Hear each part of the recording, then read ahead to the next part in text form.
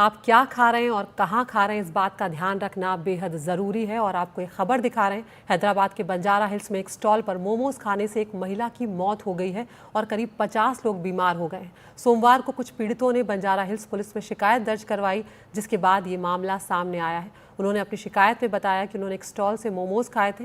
Police ने जांच शुरू कर दी है और मोमोज बेचने वाले 2 लोगों को भी हिरासत में ले लिया है। उमा सुधीर हमारी सहयोगी फोन लाइन पर जुड़ गई हैं।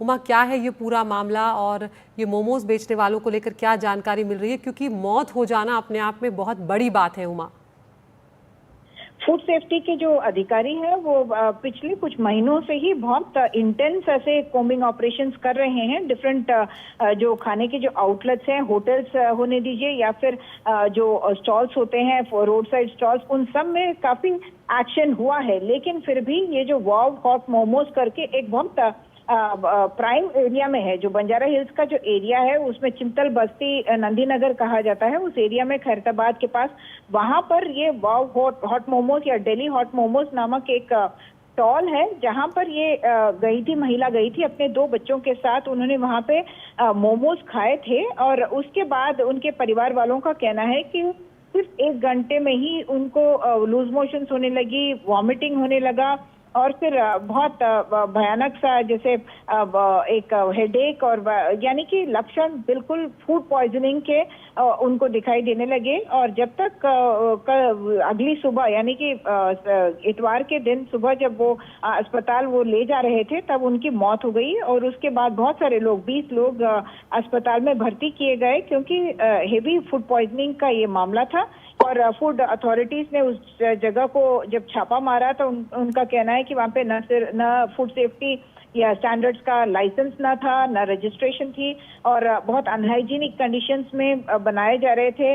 और बिना पैकिंग के रेफ्रिजरेटर में जैसे उस पूरे जो मटेरियल होता है डो जिसको कहते हैं, उसको रखा गया था।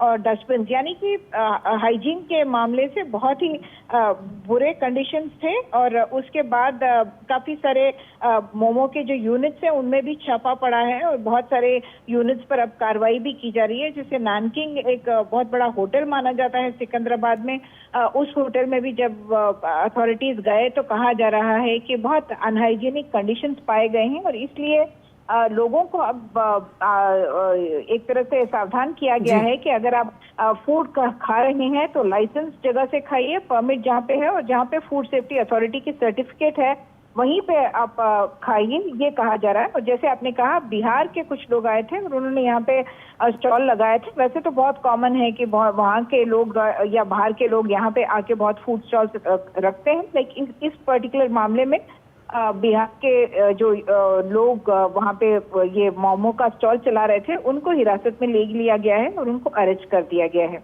जी उमा, रेशमा नाम की जिन महिला की मौत हुई है, उनकी 2 बेटियों की भी तबीयत खराब हुई थी, उनको लेकर क्या जानकारी और क्या रेशमा की पोस्टमार्टम रिपोर्ट सामने आ पाई है?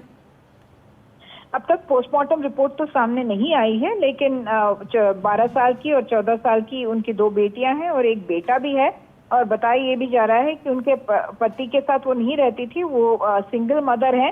तो अब सवाल ये भी उठता है कि इन बच्चों के भविष्य का क्या होगा।